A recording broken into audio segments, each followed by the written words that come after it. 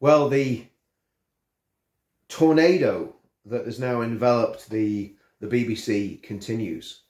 And as everybody knows, if you watched my last video, I am pretty much a free speech absolutist, unless it comes to inciting violence or threats to kill and criminal activity that are covered by other laws. I don't believe in the idea of hate speech. I think it's an absolute nonsense, because one man's hate speech is another man's free speech. Whatever side of the various different debates you're on, I believe you have the right to be heard.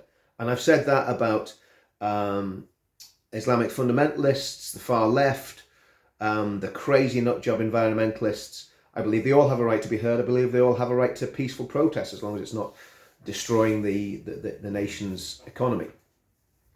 So I am pro free speech, and I made it very clear in the last video that I think Gary Lineker had a right to say what he said. I know there's all these things about the BBC's impartiality. To me, he was saying that on his Twitter feed, which is separate to his work at the BBC, and I believe he should have a right to say that. However, here's the thing. The last 48 hours has showed the true colours of the BBC. Think about this. Think about another man who made some inflammatory comments a few weeks ago.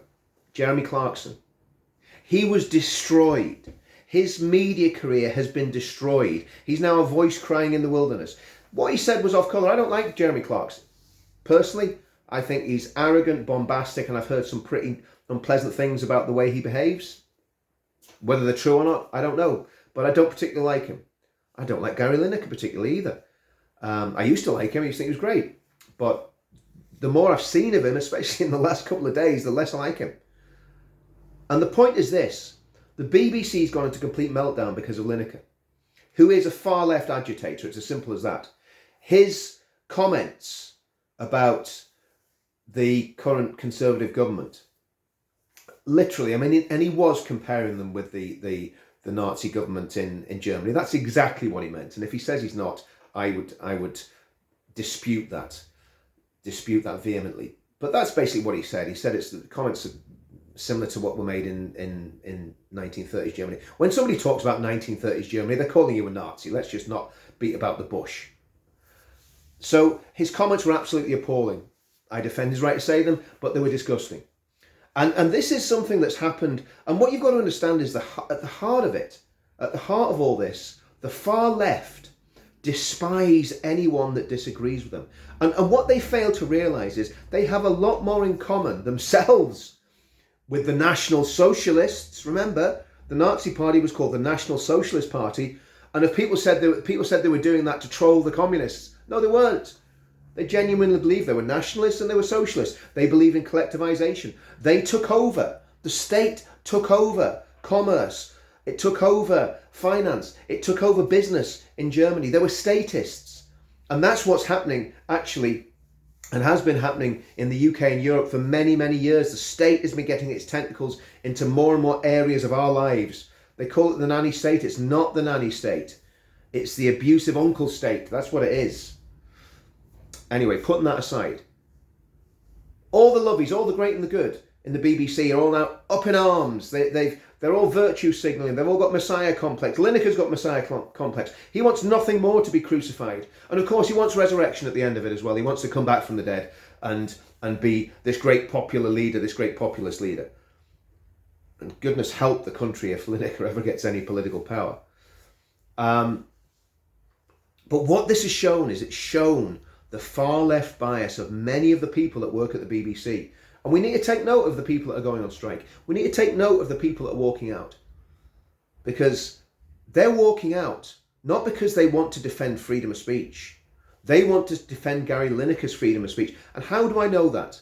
Well, the media bubble didn't go into a frenzy of walkouts and strikes when Jeremy Clarkson was fired for his comments that he made in a newspaper column, which incidentally, the editor obviously read and passed and then threw him under the bus. The editor of The Scum, or The Sun, I should say, threw him under the bus. Clarkson, I don't like Clarkson. I think he's pretty reprehensible. He's bombastic. He seems like a bully. I've heard some pretty unpleasant things about him. Whether they're true or not, I don't know. So I don't really like Jeremy Clarkson.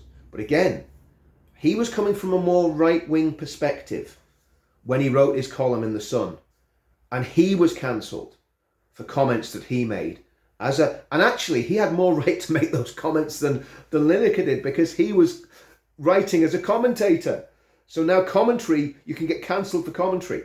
But nobody on the left defended his right to free speech. Plenty on the right have defended Lineker's right to free speech, and I still defend that, as reprehensible as I find him.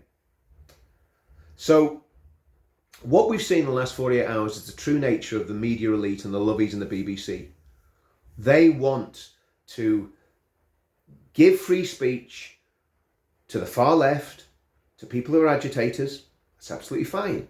But what they don't want to do is cast that die equally so that all the rest of us have free speech as well. And how do we know this? Because we've just got to look at the people that have been cancelled in the past few years. Katie Hopkins, cancelled from LBC. Majid Nawaz, cancelled from LBC. I think Nigel Farage, I'm not sure whether he got fired from LBC or whether he walked. But the right-wing commentators in the mainstream media have been pushed out and pushed to the margins. Look at Tommy Robinson. Tommy Robinson used to get on talk shows all the time. Newsnight, Piers Morgan's show on a GMTV or whatever they used to call it. Piers Morgan himself was semi-cancelled. He kind of walked. And Piers Morgan, I think, is an opportunist, and everybody that's watched any of my videos know my opinion on him. I'm not going to reiterate them. But anybody that breaks away from the far left narrative, that is basically the establishment narrative. Now, this is what people got to realise. The far left are not revolutionaries. The revolutions happened. They're running the show. They've taken over. And we are now the counter-revolutionaries, trying to claw something back from these absolute lunatics that are promoting ideas that are completely abhorrent to the vast majority of the British people. And Lineker says he speaks for the voiceless. Really, Gary? I tell you who the voiceless are. The voiceless are people in working class towns up and down this country that are having thousands of illegal, let's get it right, illegal migrants. If you're breaking the law, it makes you a criminal. Thousands of illegal migrants arriving on the shores of the South Coast and getting pushed out to hotels all the way around the country. They've got them in my town. A lot of my friends in England, they're in their towns. And to say that anybody that opposes that is equivalent to a Nazi, which is realistically what was said, is absolutely reprehensible. And what do we do? What do we do? We're being silenced, we're being cancelled. That's why I'm against Lineker getting cancelled. But here's the thing. It's going to make it very difficult now. If the BBC collapse on this, and I believe there will be some sort of limp-wristed compromise with Lineker. Now, let's say I defend his right to free speech, but there'll be some sort of limp-wristed compromise where mob rule has won again, and there's almost like a coup going on at the BBC at the minute. Well, what that will mean is it's going to be very difficult for the BBC to cancel somebody with right-wing views, because quite rightly now, if somebody expresses right-wing views and is cancelled from the BBC, it's going to be a massive, massive problem for the BBC. And that's going to be the interesting acid test of this. I think Lineker should not lose his job or lose his position over this, as much as I don't like him. But I equally think when the real test comes to the BBC, when somebody says something that is right-leaning, what are they going to do about that? And that's going to be the interesting test of this, whether there is impartiality or whether the BBC is shown, as I think it is, to have been completely taken over by the far left and by the hard left. Anyway, rant over, Sunday sermon over. I will continue to try and make more videos than I've been making in the past. I believe that we've all got to be a voice crying in the wilderness, and we've all got to tell the truth as much as we possibly can. And again, Lineker was great when he wore this shirt. He's not so great now, but he still has a right to say what he wants to say. I'll see you all soon.